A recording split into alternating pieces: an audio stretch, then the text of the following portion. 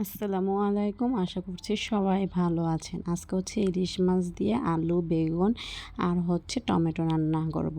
এজন্য হচ্ছে আমি এই যে পেঁয়াজ কুচি, কাঁচামরিচ কুচি, টমেটো কেটে নিয়েছি। আর এই পাশে হচ্ছে আমি আলু আর বেগুনটা কেটে নিয়েছি।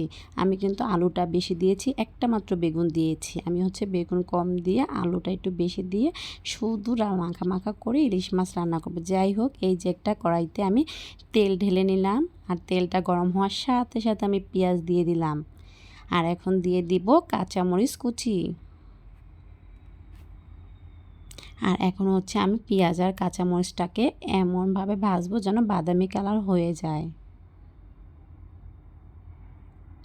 হঠাৎ করে নতুন আলু দিয়ে ছোটো ইলিশ মাছ খেতে ইচ্ছা করলো, এজন্য রান্না করে নিলাম।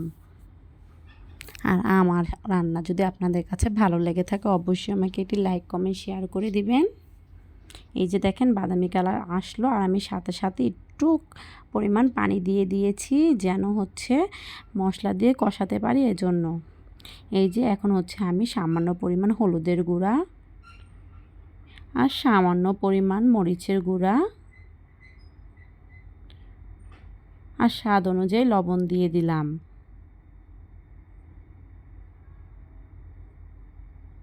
ইলিশ মাছটা যেইভাবেই রান্না করেন না কেন সবভাবে মজা লাগে। আর এই যে এখন হচ্ছে আমি ইলিশ মাছগুলো ধুয়ে একটু লবণ মাখিয়ে রেখেছিলাম। এখন হচ্ছে আমি ইলিশ মাছটা দিয়ে দিলাম।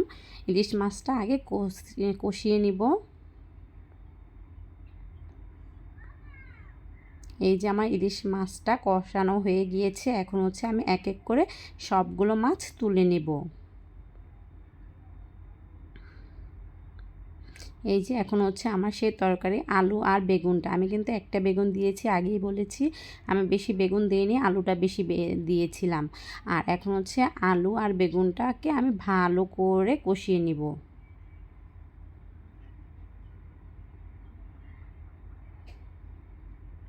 চাইলে আপনারাও এভাবে রান্না করে খেয়ে দেখতে পারেন। এইভাবে রান্না করলে কিন্তু আসলেই অনেক মজা লাগে। এই যে এখন হচ্ছে আমি ভালো করে কষানোর জন্য আমি হচ্ছে একটা ঢাকনা দিয়ে ঢেকে দিলাম।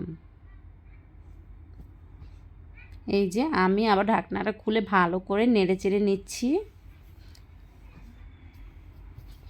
আমার আলু আর বেগুনটা কিন্তু ভালো করে আমি কষিয়ে নিলাম। এখন হচ্ছে আমি সামান্য পরিমাণ পানি দিব।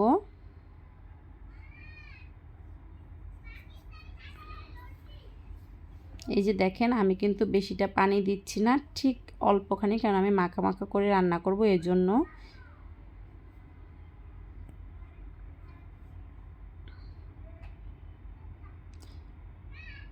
এখন হচ্ছে আমি আলু আর বেগুনটা ভালো করে হওয়ার জন্য একটু ঢেকে দিব।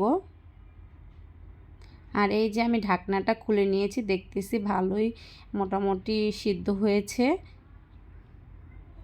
এই পর্যায়ে আমি টমেটোগুলো দিয়ে দিলাম।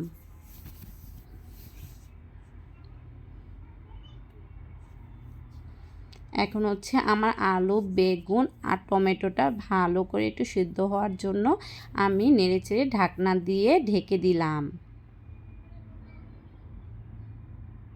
আর এই যে দেখেন আমার মোটামুটি অনেকটাই তরকারিটা হয়ে গেছে। এখন হচ্ছে আমি সেই মাছগুলো দিয়ে দিচ্ছি, এক এক করে মাছগুলো উপরে বিছিয়ে নিলাম।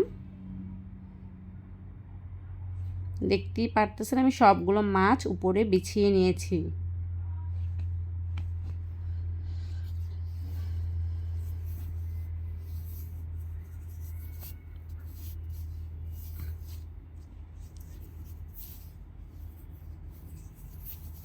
আর মাছ দেওয়ার পর এখন হচ্ছে আমি আবার কিছুক্ষণের জন্য ঢাকনা দিয়ে ঢেকে রেখেছিলাম। এই যে আমি ঢাকনা তুললাম আর দেখলাম আমার তরকারিটা দেখা যায় মোটামুটি পুরোটাই হয়ে গিয়েছে।